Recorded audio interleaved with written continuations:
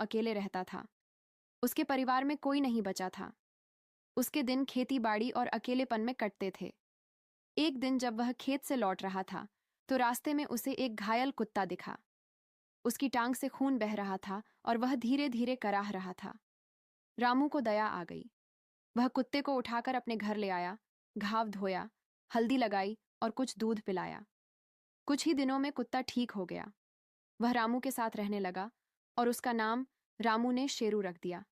समय बीतता गया। शेरू और रामू के बीच एक गहरा रिश्ता बन गया।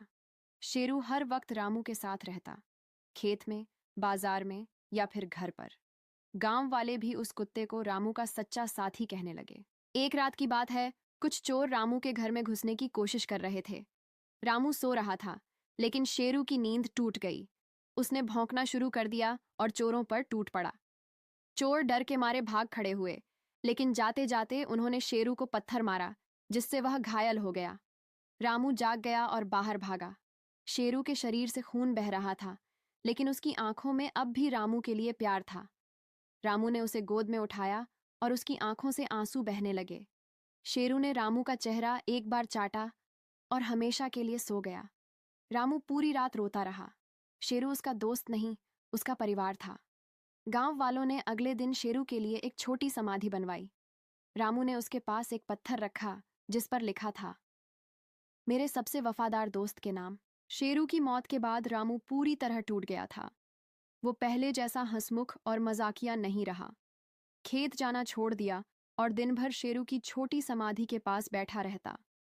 गांव वाले उसकी हालत देखकर चिंतित हो गए, लेकिन रामू का दिल जैसे किसी ने छीन लिया था। एक दिन गांव में एक नगर से डॉक्टरों की टीम आई, पशुओं के इलाज के लिए। उनके साथ एक नौजवान डॉक्टर था, जो नए नए गांवों में घूमकर बीमार जानवरों की मदद करता था। उसका नाम था अर्जुन। अर्जुन को रामू की कहानी सुनाई गई। जब वह रामू से मिलने गया तो उसे एक विचार आया। उसने कहा, बाबा, क्या आप मेरी मदद करेंगे? मुझे गांव में एक जानवरों की देखभाल का केंद्र खोलना है। रामू ने थका हुआ चेहरा उठाया और कहा, अब मुझसे क्या होगा बेटा, मैं तो बस दिन गिन रहा हूं। अर्जुन बोला, शेरू की याद को जिंदा रखने का यही तरीका है। दूसरे जानवरों की मदद करें, उन्हें वही प्यार दें जो आपने शेरू को दिया। रामू ने कुछ नहीं कहा, लेकिन उस रात वो बहुत देर तक सोचता रहा। अगले दिन रामू ने पहली बार अपनी झोपड़ी से बाहर निकलकर गांव के चौराहे की ओर कदम बढ़ाए। अर्जुन के साथ मिलकर उसने जानवरों की सेवा के लिए एक छोटी सी झोपड़ी बनाई, जिसका नाम रखा गया शेरू सेवा केंद्र। धीरे धीरे गांव के कुत्ते, बिल्ली, गाय, बकरी, सभी बीमार और बेसहारा जानवर वहां आने लगे। रामू उनमें शेरू की झलक ढूंढता, उन्हें दुलारता और नई जिंदगी देने की कोशिश करता। गांव के बच्चे भी अब रामू को शेरू बाबा कहने लगे थे। वह फिर से मुस्कुराने लगा था।